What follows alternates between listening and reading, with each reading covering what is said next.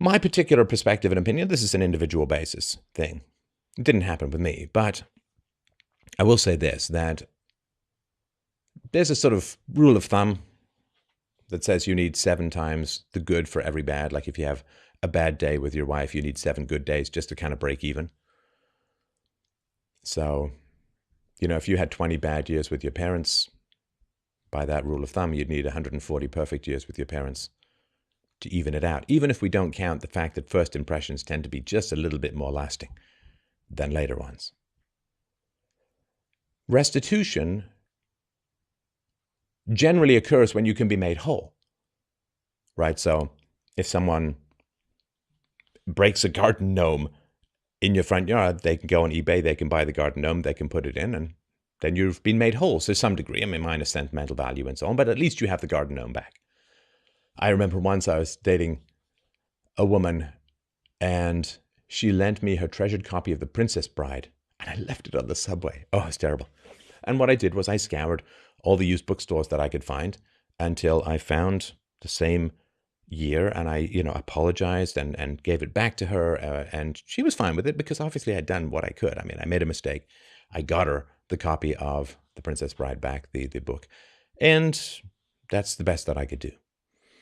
So the question, of course, when it comes to restitution is when you are not either glad or sad that something happened, but you're kind of neutral, right? So if someone takes a garden gnome from you and then gives you back a garden gnome, maybe throws in a gift certificate or coupon or something to make up for the upset and the time that you spent, right? Then you're like, okay, I'm not glad that it happened, but I'm okay that it happened. That's restitution. And that's when you can forgive someone. And forgiveness is something that's earned. It's not something you will.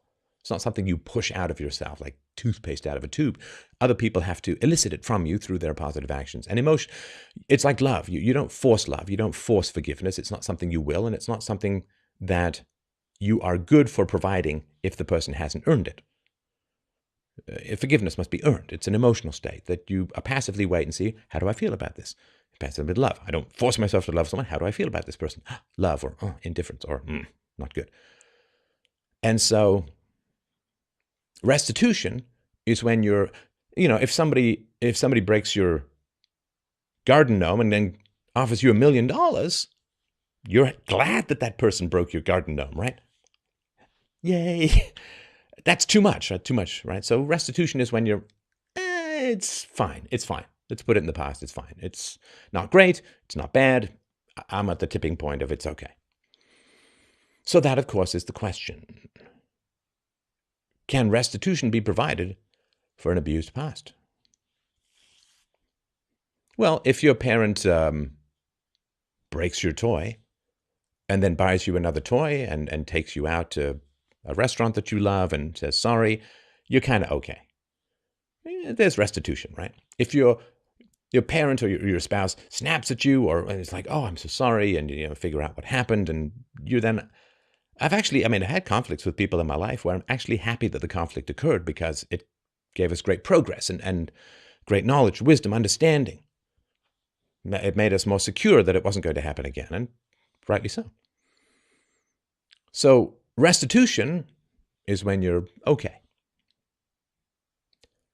Is restitution possible for certain crimes? I don't mean should it be pursued or can it have any kind of benefit, but is it really possible? Let's say some drunk driver drives over your beloved dog. Is restitution really possible? Will anything occur where you say, yeah, I'm okay that happened? Somebody beats you for 10 years in your childhood. What could they do that you say, yeah, I'm okay, I'm good with that now, it's fine? It's, is restitution. This is why you don't continue to do wrong to people, because at some point you go over what you can recover from. At some point you just go right over that cliff, you go right over that waterfall, and you can't come back up. It's why you have to, when you do something wrong to someone, you kind of have to freak out and you really have to correct it right away. You walk a mile in the wrong direction, it just takes, it's just extra time to go back to the right. But if you do wrong to someone day after day, week after week, month after month, year after year, decade after decade, at some point, you've passed the event horizon of restitution. Because nothing that you can do will make it okay. Let's say the father was still alive. Let's say the mother was still alive of the Spacey family. What could they do at this point? Kevin Spacey's 58, his brother is 62. What could they do after this lifetime? What could they do where the brothers would say, yeah, we're okay with it now. Yeah, it's evened out.